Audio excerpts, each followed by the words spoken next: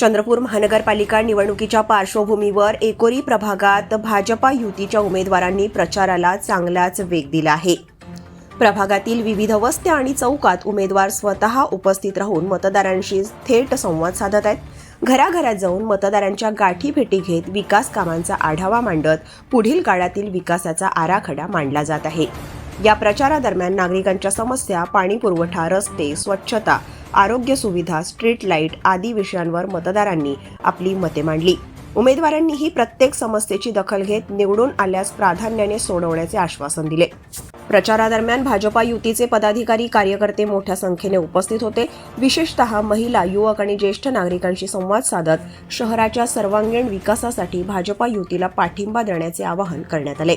एकोरी प्रभागात सुरू असलेल्या या जोरदार गाठीभेटी आणि प्रत्यक्ष संवादामुळे मतदारांमध्ये उत्साहाचे वातावरण असून प्रचाराला सकारात्मक प्रतिसाद मिळत असल्याचे चित्र दिसत आहे। येत्या काही दिवसात प्रचार आणखी तीव्र होण्याची चिन्हे असून एकोरी प्रभागात निवडणूक लढत चांगलीच रंगतदार होत असल्याचे दिसून येत आहे। कुछ प्रत्याशी है जो कि शिवसेना के हैं और भाजपा के प्रत्याशी है जो घूम रहे हैं, उनसे जानना चाहेंगे कैसी परिस्थिति है।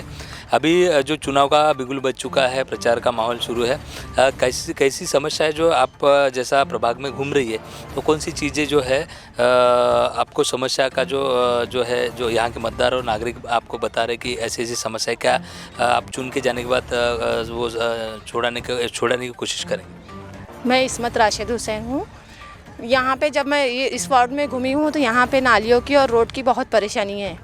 बस यहीं घूम के मैंने देखा, तो इसलिए मैं इसका विकास करना चाहूँगी कि यहाँ पे जो नालियों की और रोड की समस्या है उसका विकास कर सकूँ। इस समस्या है उसका भी विकास करना चाहूँगी।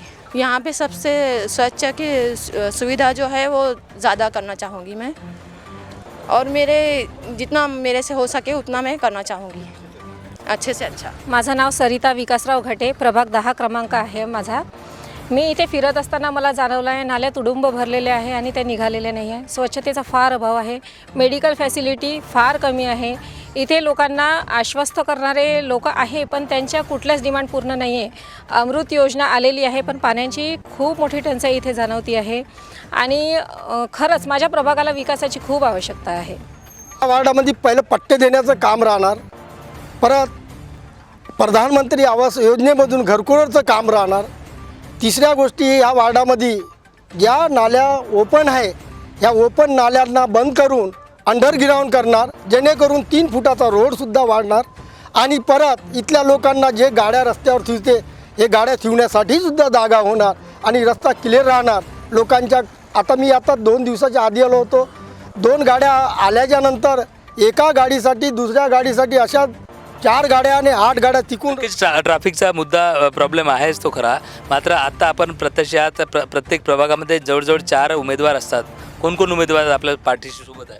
आमच्या पाठीशी आमचे सेनेचे आणि भाजपचे दोन्ही उमेदवार आमच्या पाठीशी नाही ना। असं खंबीर नेतृत्व जर मिळालं तर खरोखरच आम्ही या वार्डाचा विकास करून दाखवू।